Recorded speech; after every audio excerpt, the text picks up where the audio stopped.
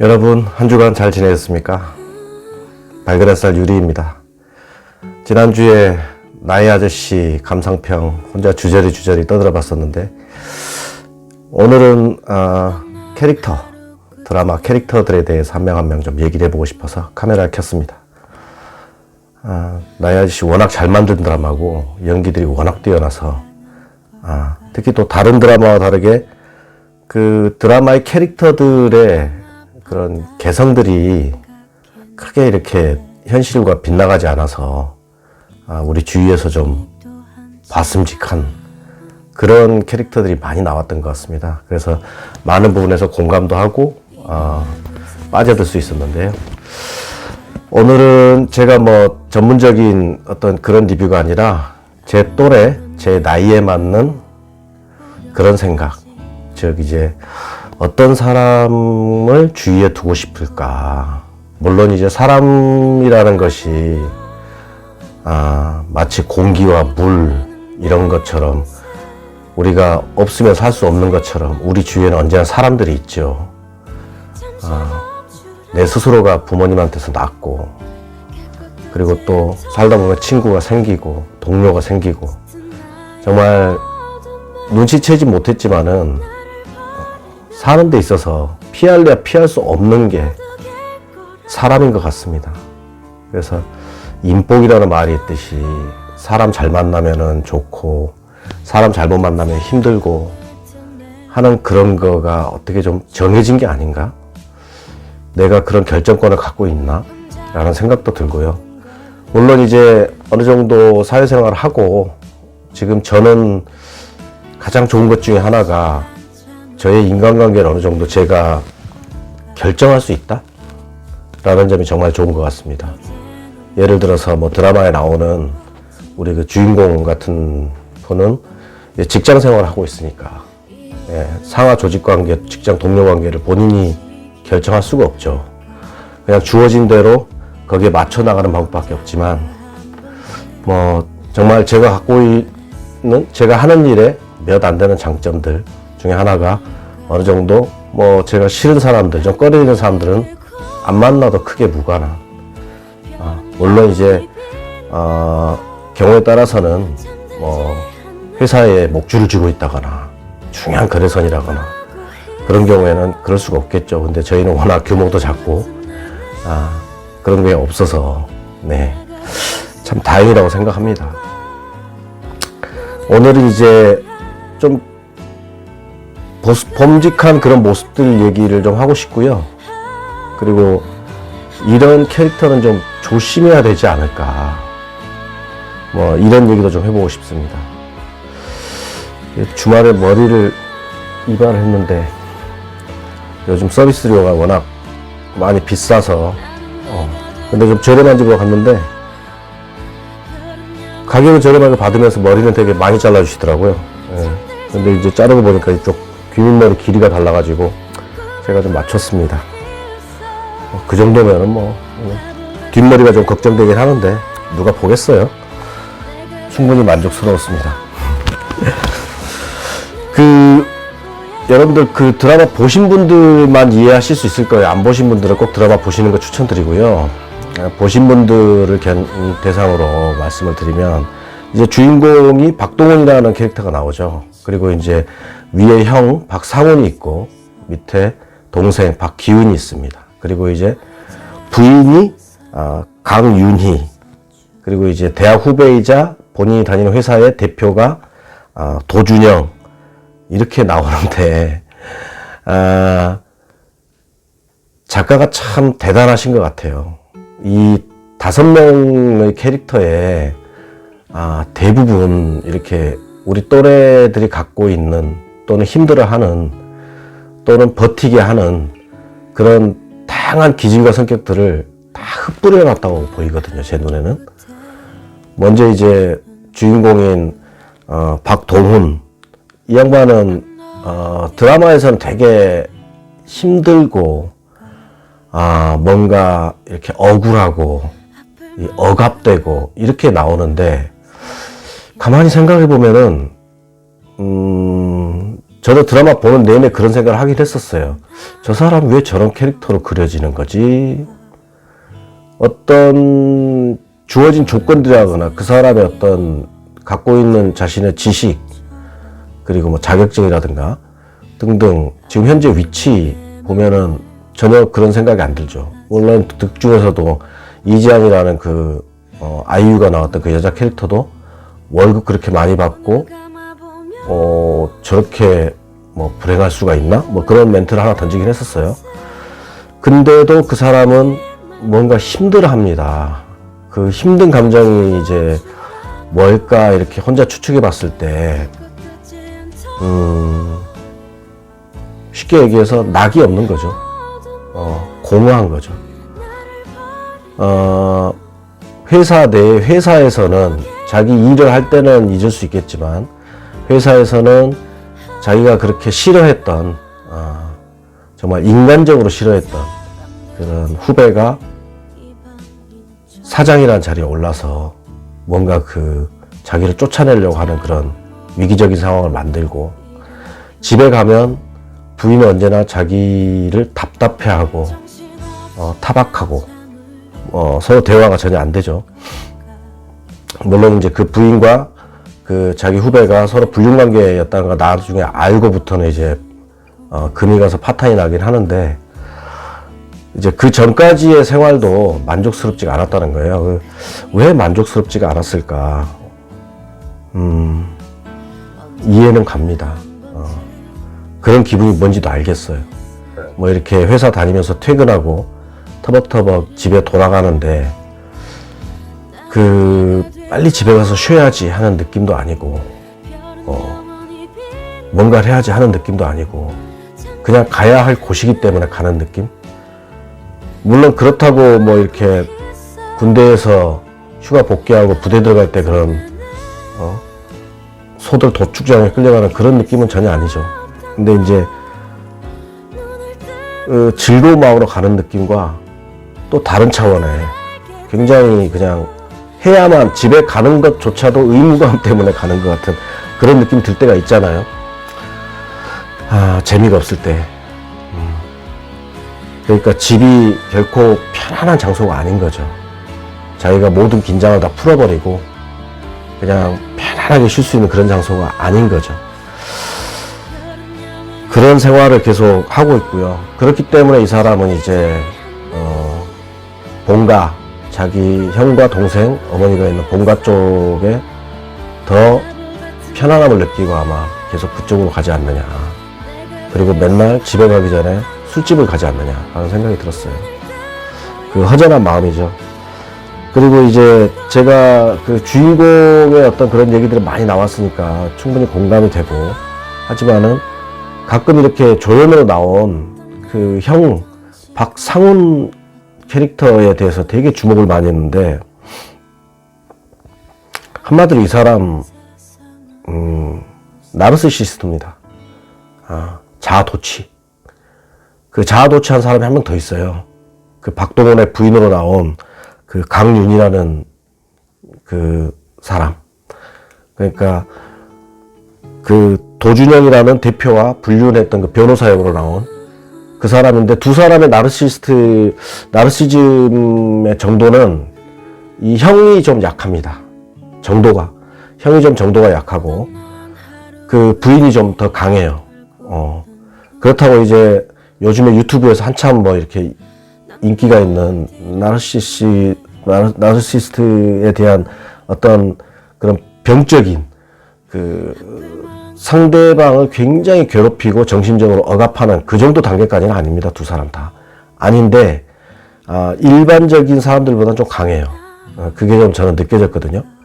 형 같은 경우에는, 제가 생각하는 어른의 기준에 미달하는 사람입니다. 제가 생각하는 어른의 기준은 자기 스스로를 돌볼 수 있는 사람. 그게 어른이거든요. 근데 이 형은 자기 스스로 돌보지를 못해요.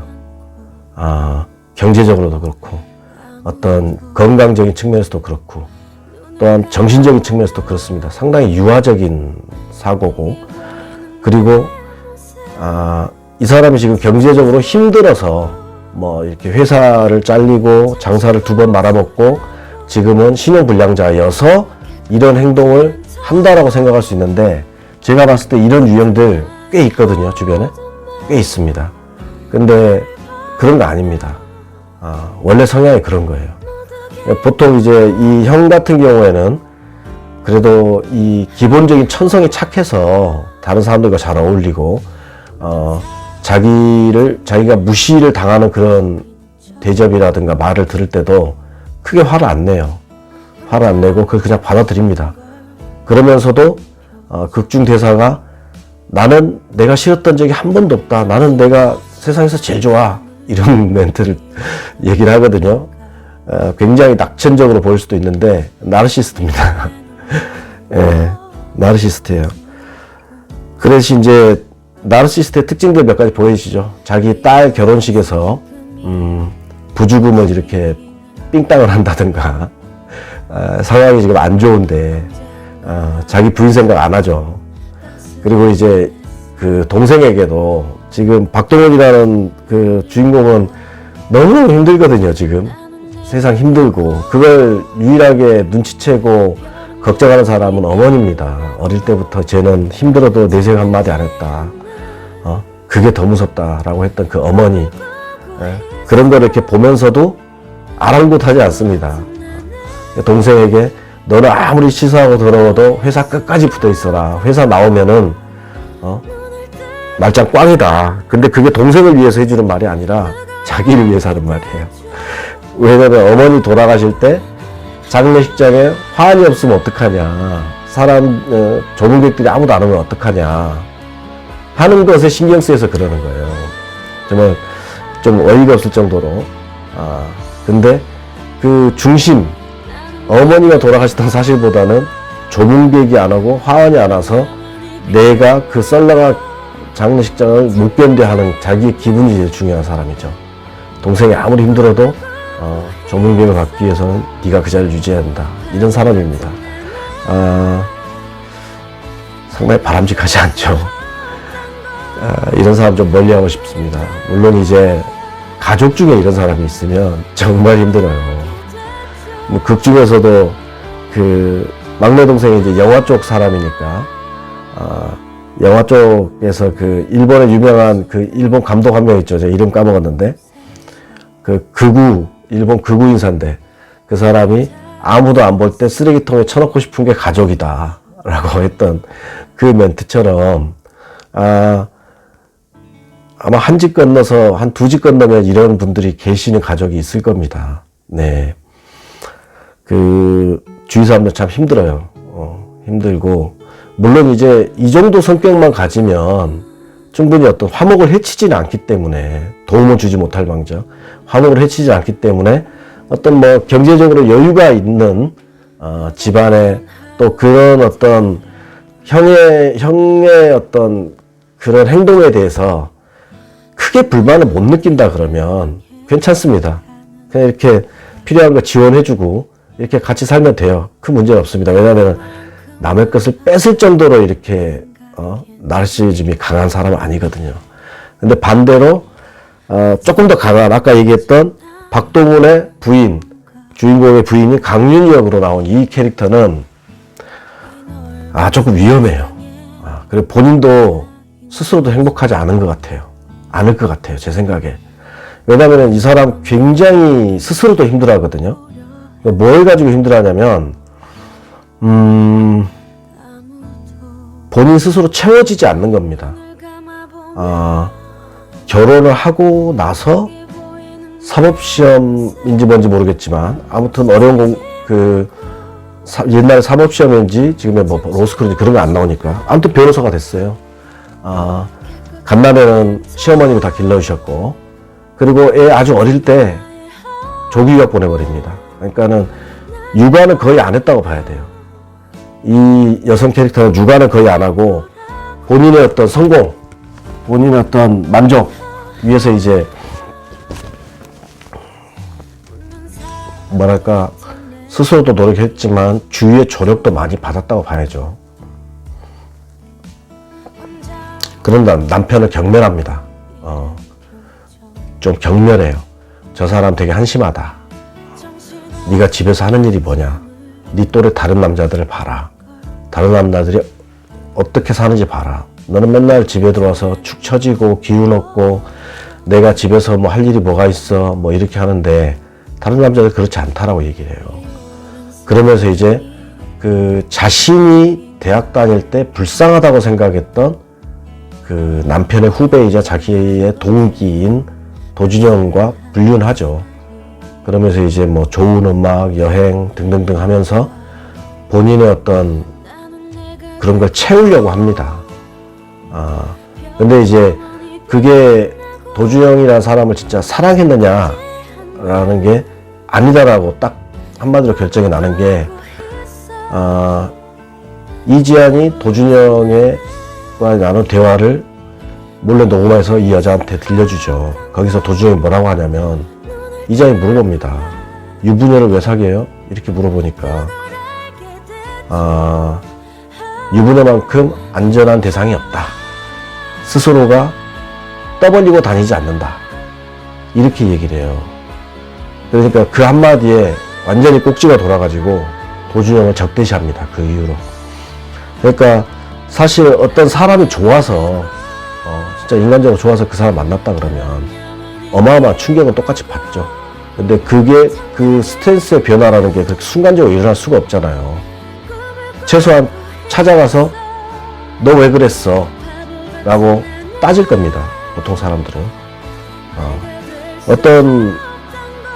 당연히 모르는 어떤 사람이 와서 자기가 아는 사람에 대한 얘기를 이렇게 하거나 뭐 녹음을 들려주거나 등등등 그 얘기를 하면은 당사자한테 당연히 왜 그랬냐고 먼저 묻겠죠.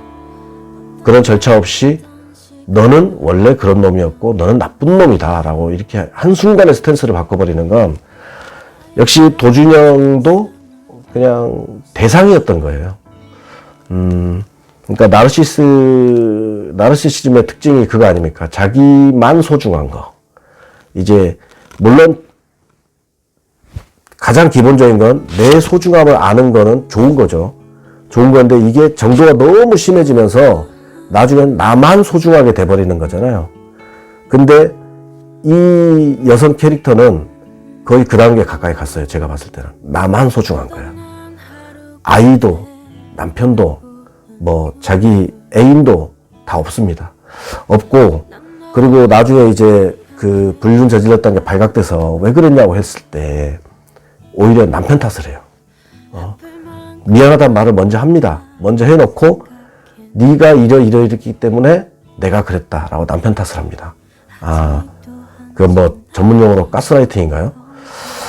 그런 어떤 하면서 나중에 결국 이제 이혼을 하는 것 같아요. 드라마에서 명확하게 그런 내용은 안 나오고 아이의 뒷바라지 하기 위해서 본인도 유학을 갔다 이렇게 나오는데 그냥 뭐 이렇게 분위기상으로 이혼한 것 같습니다.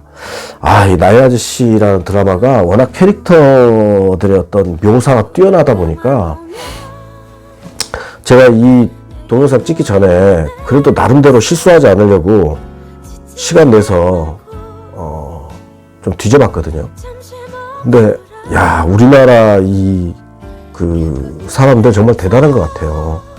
이 드라마 보면서 어마어마한 무슨 이런 추측과 이론과 스토리와 정황 증거와 등등등이 막 어마어마하게 나열되어 있는데 제가 읽다가 제 생각을 잃어버릴 것 같아가지고 그냥 닫았습니다. 그래서 제가 딱 느꼈던 게 요즘에 한류의 어떤 드라마나 영화나 케이팝이나 뭐 이런 것들이 그냥 이렇게 뜬금없이 나와서 인기를 끄는 게 아니구나.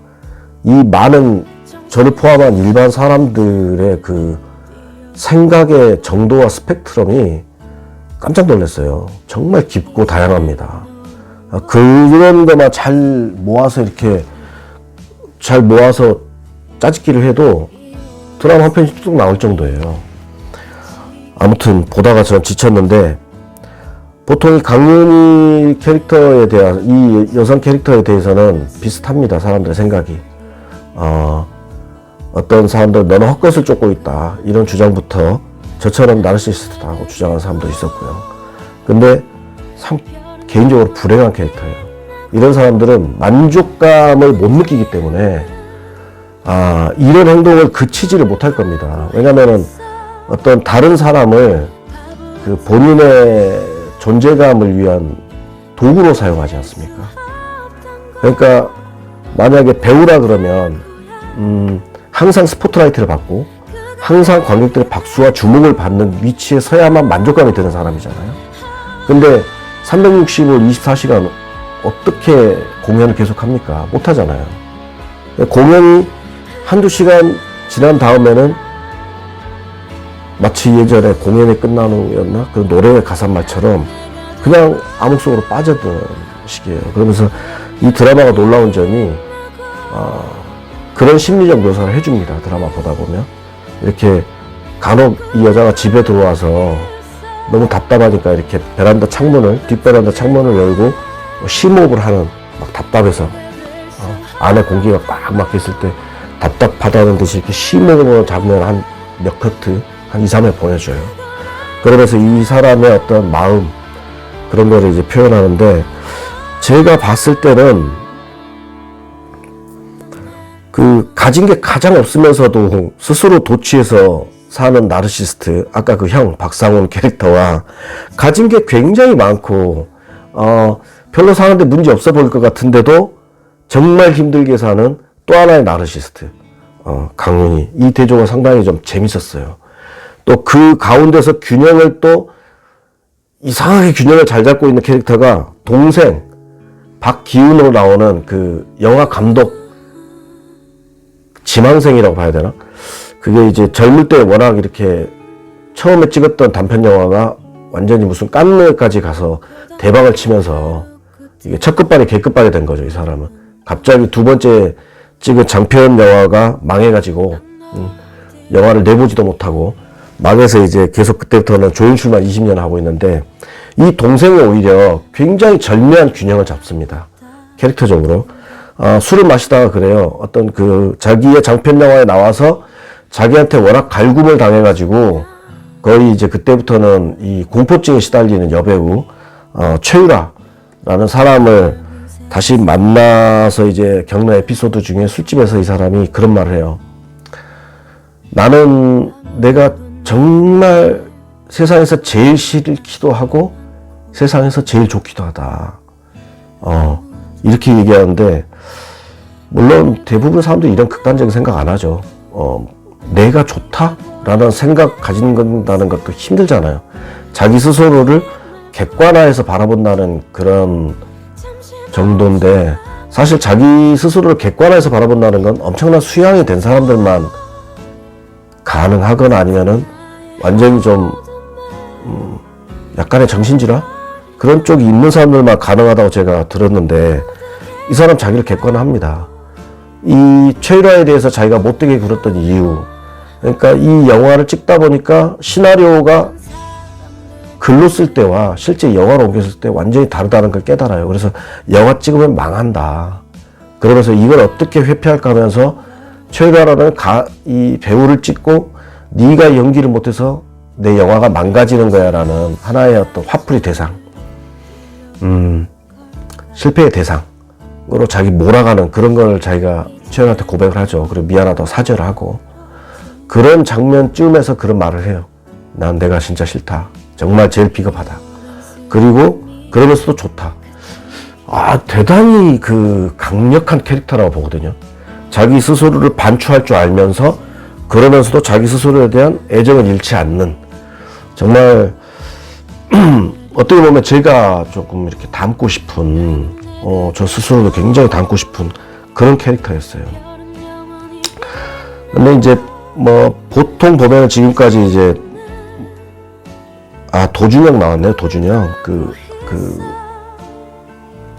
회사 사장, 박동원의 후배이자 박동원 회사의 대표이사 도준영, 이 사람은 뭐 이 사람도 뭐 나르시스트죠. 근데 이 사람 좀 불쌍해요. 네, 이 사람은 좀 불쌍합니다. 뭐랄까 능력도 되고 뭐 이렇게 노력도 하는 것 같은데 왜 이렇게 살까? 라는 그런 생각이 드는 캐릭터예요.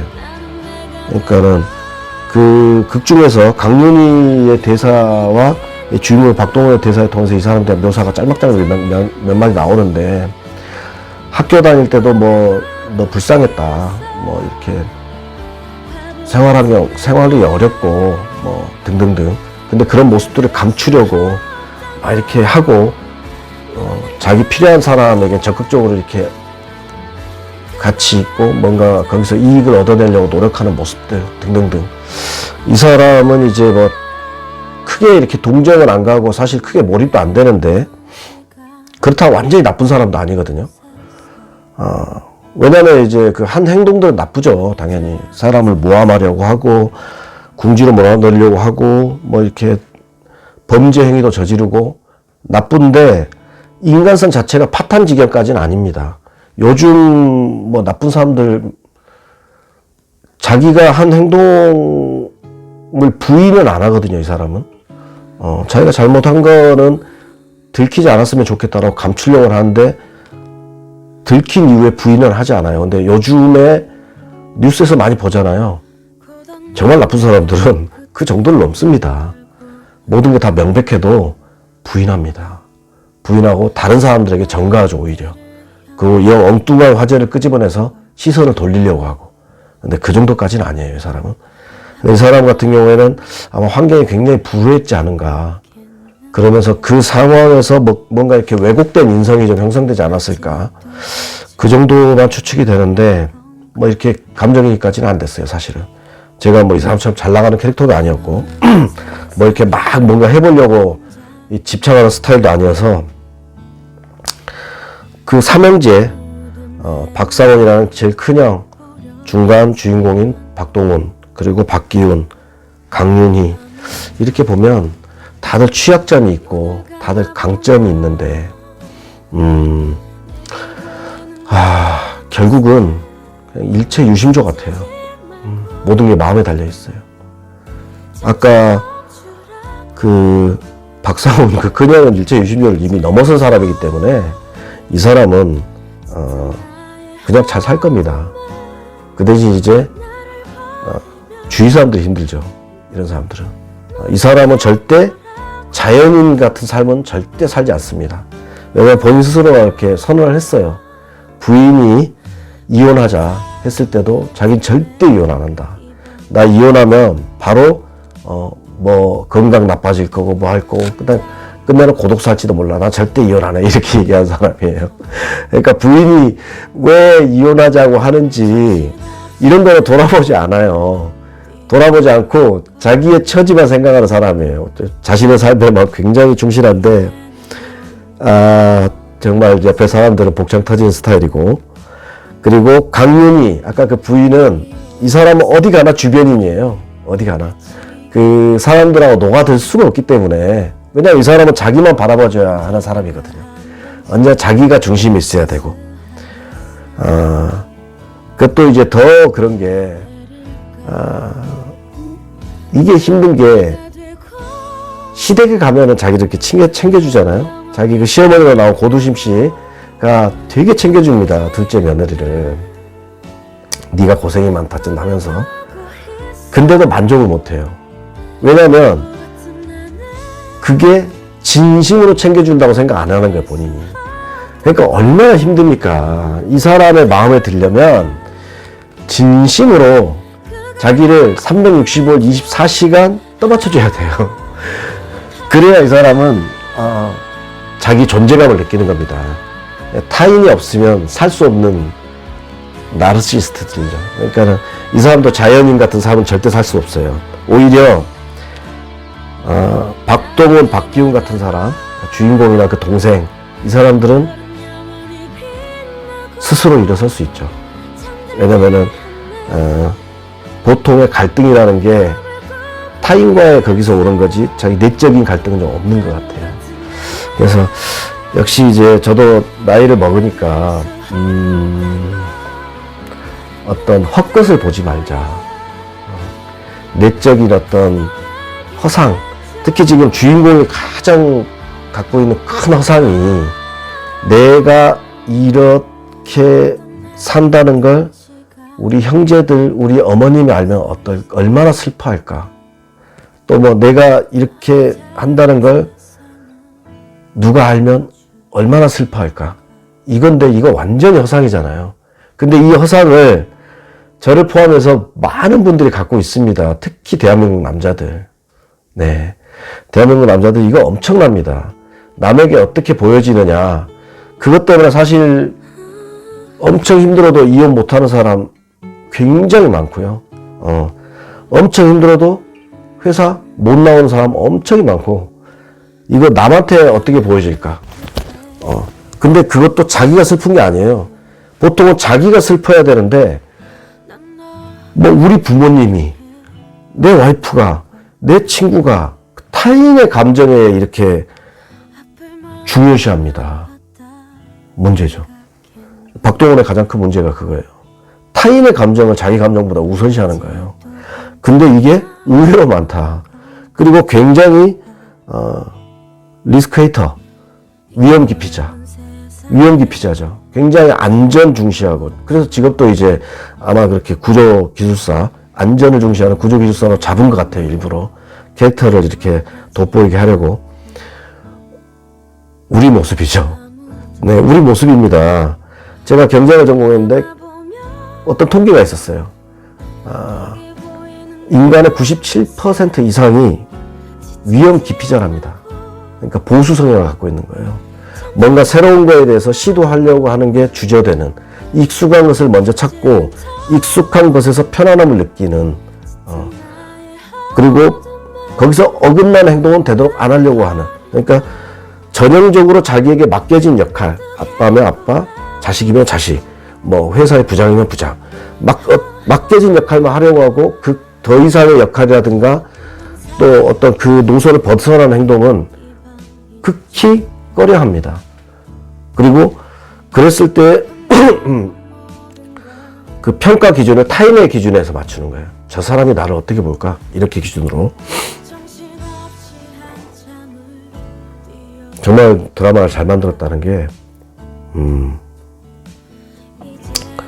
그게 뭐 의도를 하고 만들었는지 모르지만 저는 되게 인상이 깊었던 장면이, 초반 뭐 드라마 한 2, 3회 초반에서 박동원이 굉장히 그 상품권으로 뇌물 받았다는 거에 공경에 몰렸었던 상황에서 이지안을 쫓아갑니다. 지하철에서 너 그 돈 뭐 어디다 숨겼어? 뭐 어떻게 했어? 너 뭐 하면서 잠깐 내려서 얘기하자. 전철에서 내리자 하다가 옆에서 다른 승객이 그 상황을 오해하고 추행하는 그런 걸로 느껴서 이 박동원을 굉장히 거세게 전철 밖으로 밀어버려요.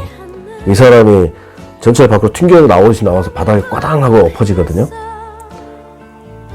근데 그 장면에서 이렇게 뻘떡 일어나요. 뻘떡 일어나서 별일 없었다는 듯이 얼른 이렇게 단정히 하고 그냥 걸어갑니다. 아마 분명히 그 의도적으로 그 장면을 연출한 것 같은데, 저는 거기서 그러니까 왜 그랬을까? 보통 이렇게 무당 그 정도 넘어지면 아프잖아요. 아픈데 이제 쪽팔려서 이렇게 벌떡 일어날 수도 있죠. 이제 쪽팔려서 벌떡 일어나는 것처럼 보이지만 사실은 그 벌떡 일어나는 게 자기가 쓰러져 있는 그 시간을 가장 최소로 줄이는 방법이 유일한 게 벌떡 일어나는 것밖에 없잖아요. 그 장면을 보는 사람이 되도록 적어지도록 그 시간을 짧게 줄이는 거죠. 그 상징적으로 이 사람 보여지는 걸 되게 중요시해요. 그러니까 자기가 원하는 게 아닌데, 자기가 행복하지 않은데 남의 기준, 남의 시선, 남의 느낌을 자기식대로 해석해서 살다 보니까 대신 사는 겁니다. 되게 꼭두각시같이. 우리들 모습이 되게 많아요. 이게 우리 대부분 이렇게 살잖아요. 우리가 뭐 부모님의 의견, 와이프의 의견, 아이들의 의견 이런 거 다 무시하고 살 수 있습니까? 못 살잖아요. 제가 예전에 다녔던 직장에, 저는 그분을 잘 모릅니다만 굉장히 제가 이제 일반 사원일 때 상당히 그 임원급이셨는데, 그분이 지점장으로 나가 있던 지점에서 큰 사고가 있었어요. 큰 사고가 있어가지고 굉장히 힘들어서 이분이 회사를 그만두겠다 하고 가족들에게 이제 얘기를 하는 과정에서 그 부인이나 그 아이들이 적극 반대했습니다. 아니 부인은 내 친구들한테 당신 무슨 어디 점장이라고 이렇게 뽐내고 다녔는데 그럼 나 어떠라는 거야? 앞으로 뭐 할 건데? 이렇게 얘기하고, 아이들은 아니 우리 친구들 다 무슨 어디 아빠가 점장이다 무슨 뭐 이렇게 뭐 했는데 어쩌라고 우리 이렇게 얘기하는 거예요. 그래서 이 분이 계속 회사를 다니시다가 나중에는 거의 이 스트레스로 인한 뭐라고 해야 됩니까? 그 혈관 쪽 그런 쪽으로 돌아가셨어요. 네. 죽은 거예요. 그러니까 그때 힘들 때 본인이 너무너무 힘들어서 그만뒀을 때 본인의 시각이 아니라 타인들의 가족이지만 타인이죠 사실은. 그리고 결과적으로는 그렇게 돼버렸어요. 누구 탓을 하기 전에 글쎄 진짜 좀 더 다른 선택은 없었나 하는 이거 극단적인 사례입니다만 한국 남자들 그런 게 많습니다. 많아요. 왜냐면 우리가 저희 세대가 나름대로 혜택도 많이 받은 세대지만, 그러니까 이제 우리 윗세대들이 얘기하는 보릿고개 무슨 전쟁 이런 거 안 겪었잖아요. 그리고 어느 정도 고도 성장기에 태어난 세대입니다. 고도 성장기에 태어나서 막 이렇게 나라건 회사건 이렇게 고도 성장기에 있을 때는 다 행복한 거예요. 다 나라건 회사건.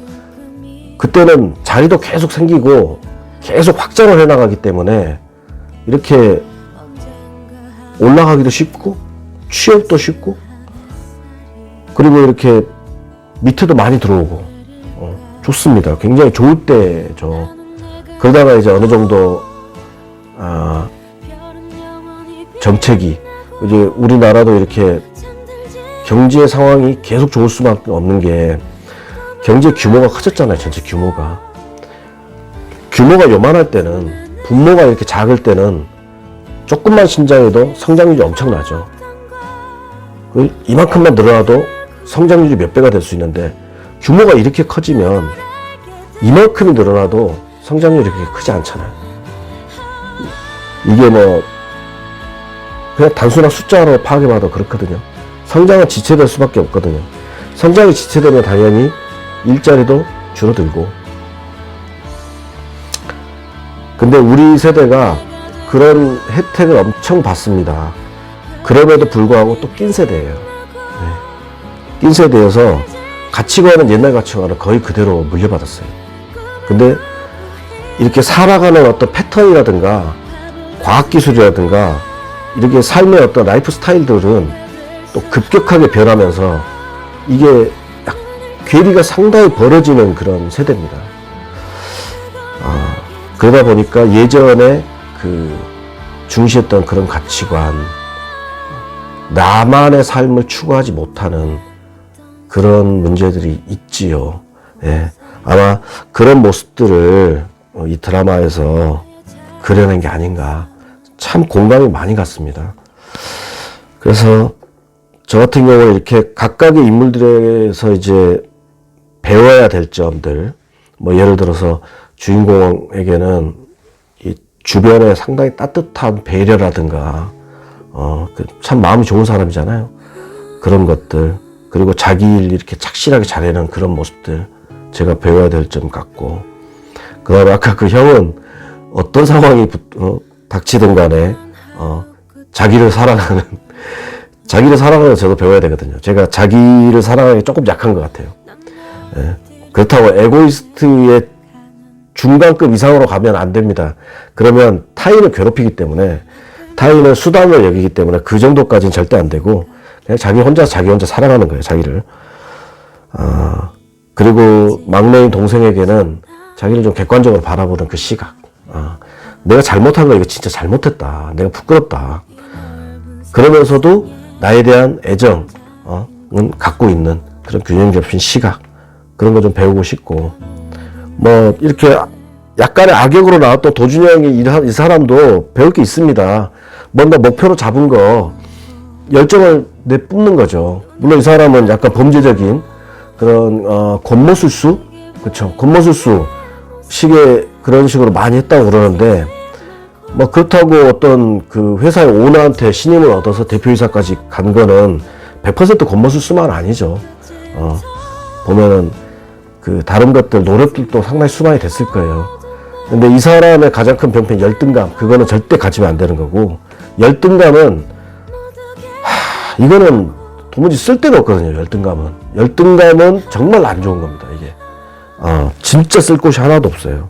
무조건 없애야 되는 게 열등감인데, 열등감으로 뭉치는 바람에 사람이 망했어요. 열등감만 아니었으면은 이렇게 도를 지나쳐서 엇나가지 않았을 겁니다. 그리고 이 여자 캐릭터 강윤희에 별로 배울 게 있는지 모르겠지만, 이 사람은 좀 되게 아무튼 그 품이 있고 싶어 보이면, 자기는 품이 있고 싶어 보이고 대접받고도 싶어 보이고 대접받고도 싶고 품이 있어 보이고도 싶고 뭐 그래요. 좀 굉장히 허허탄 스타일입니다. 스스로가. 이 상당히 불행해요. 아무튼 그 정도입니다. 나머지 이제 다른 캐릭터들 다 분석할 수도 없고, 제가 제 또래로 보여지는 극중에 나오는 그런 사람들 위주로 이렇게 분석을 해봤습니다. 역시나 무슨 준비된 것도 아니고 생각나는 대로 주저리 했는데, 나중에 시간 나면 한번 다시 보고 싶네요. 그러면서 이제 두 번째 볼 때는 나라면 어떨까, 나라면 절대 어떨까라는 보다 조금 더 그 교훈을 한번 찾아보는 시간을 한번 보고 싶고, 아직도 안 보신 분들 꼭 한번 보십시오. 굉장히 재밌습니다. 드라마가 극적으로 잘 만들었고, 네, 오늘도 앞뒤 안 가리고 한번 남겼습니다. 다음에 이제 다른 주제로 한번 또 얘기하고 싶은 게 있을 때, 요즘에 이제 나이 들어가니까 뭐 쓸데없는 것도 주저주저 얘기하고 싶은 게 많더라고요. 있을 때 한번 다시 다음 주말에 또 뵙겠습니다. 좋은 일요일 저녁 보내시고요. 감사합니다.